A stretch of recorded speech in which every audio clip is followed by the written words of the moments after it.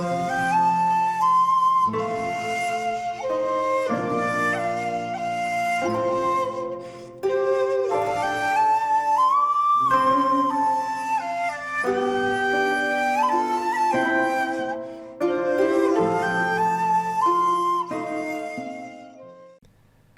there, this is Solitary Ronin from Solitary Ronin Films, and welcome to another random review.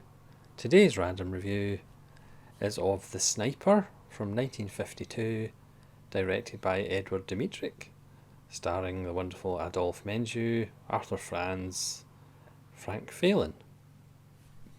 This is a Columbia Noir, part of Indicator's Columbia Noir Volume 3 set. This set includes Johnny O'Clock with Dick Powell, The Dark Past with William Holden and Lee J. Cobb, Convicted with Glenn Ford and Broderick Crawford, which is interesting because it's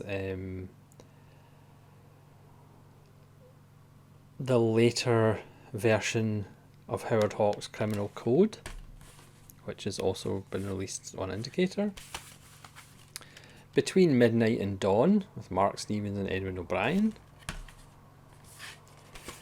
And City of Fear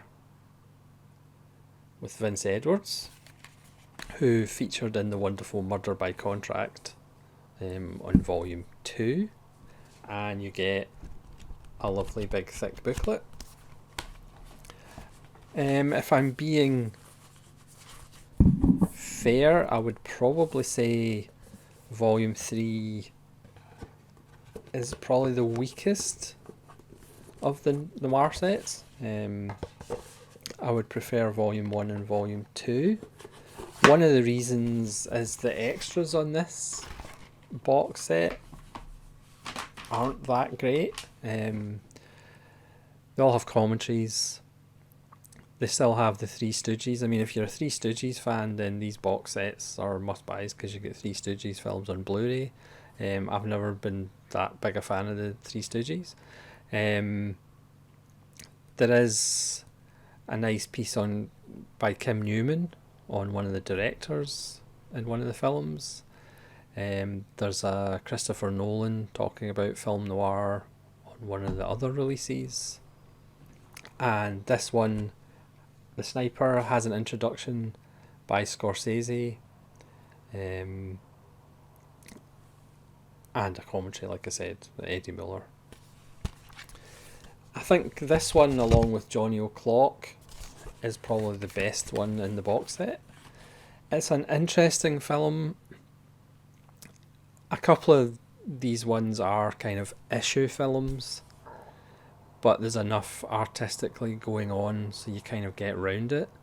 The Dark Past, for example, with William Holden and Lee J. Cobb, is basically about psychoanalysis, and it perhaps doesn't succeed of escaping that kind of issue film despite having those two powerhouse actors. But The Sniper starts with this rather sobering screed about criminals with a sexual violence history, criminals who target women. It's basically a film about sex crime, but in this case it's about a guy who's shooting women with a rifle. So it's not like, they're not talking about a rapist or anything like that, but it is kind of a film about sexually motivated violence, which for 1952 I suppose was not really talked about that much. So it's one of those issue films, but again, because of Dmytryk's style and because of a couple of actors who are in it, it kind of does elevate the material. So it's about this delivery guy who has come back. There's a nice kind of thing about he's obviously come back from the war. He probably has PTSD, but that's never kind of discussed. There's a nice line about, oh yeah, all the GIs got a carbine rifle when they left. But then the whole military and the army and coming back from the war angle is just kind of brushed over and not really mentioned. But it's obvious this guy has PTSD from being in World War Two. So he has a kind of obviously a strange relationship with brunettes in his life. Again, there's the psychiatrist character who explains it's probably due to his mother, or probably due to a woman who was a brunette in his 20s, in her 20s, who had a negative effect on him, and that's why he's shooting women of a similar type and age. But what I like about the film is the fact that it doesn't really explain why he's doing it. He doesn't know why he's doing it. He kind of, there's periods where he blanks out, and that's another strength of the film, that he's not vilified as an absolute monster. He's not like a one-dimensional caricature. You know, he writes a note to the police to say, please stop me because I can't like control myself.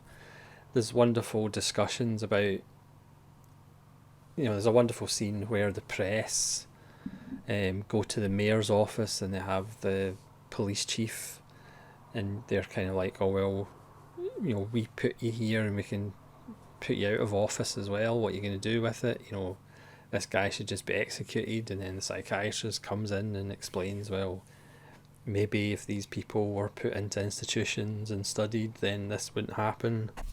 So it has that, all of those kind of moral debates about what do you do with people who aren't quote unquote evil, they are just messed up psychologically, and it forces them to do these things. Sometimes they're not even aware that they're doing them.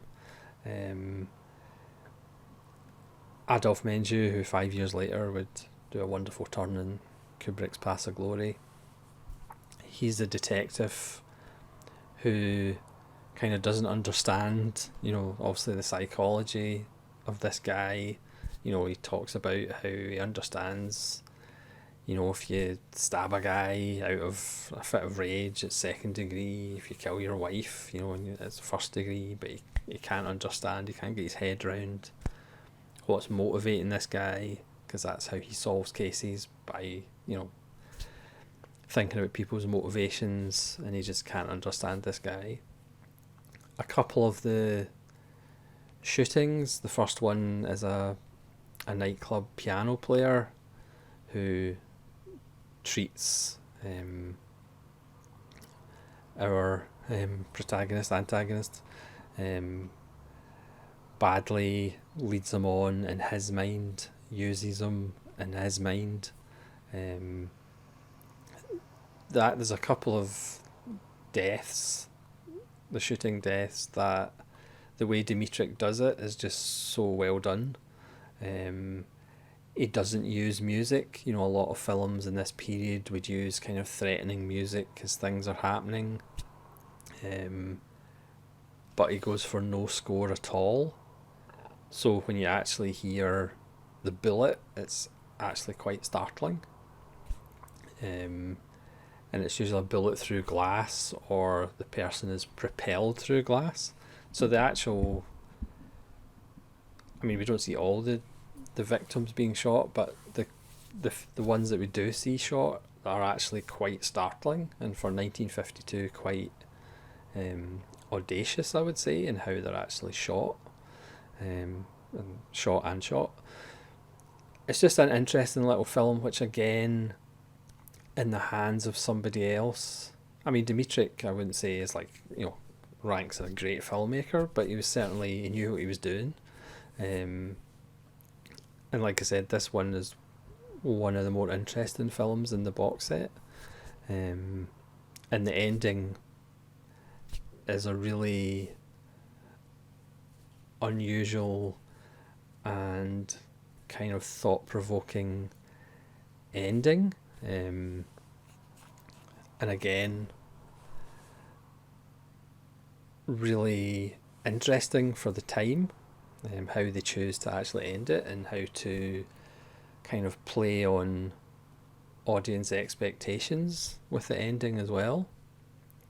So what you have is a film that's an effective little procedural.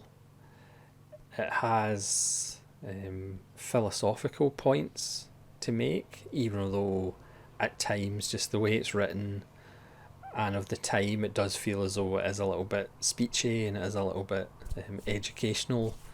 But I think there's enough in it artistically to kind of bypass that or let that go a little bit. There's a great scene where he's at a fair and they have one of those things where you throw a baseball and a woman's sitting above a tank of water, and every time you hit the target she falls in. And of course the guy's relentless, which is wonderfully done. There's a really shocking shooting of a witness that, again, the way it's done is just spectacular, and again really startling, really modern for a film made in 1952. So I would highly recommend giving this one a go. Like I said, yes, some of the kind of COD philosophy might kind of hasn't aged that well, but I just think it's elevated from the material just by the director, just the way it's shot, pardon the pun, and just by some of the actors, especially Adolphe Menjou, who's wonderful. So again, let me know if you've seen The Sniper. Let me know what you think of Indicators Noir Volume 3, if you have it. I'm looking forward to Volume 4, if that comes out at some point. I'm sure it will, because there's an endless supply of Columbia Noirs, I imagine. So thanks very much for watching my random review of The Sniper, and hopefully you'll join me for more random reviews. This is Solitary Ronin from Solitary Ronin Films, saying cheerio.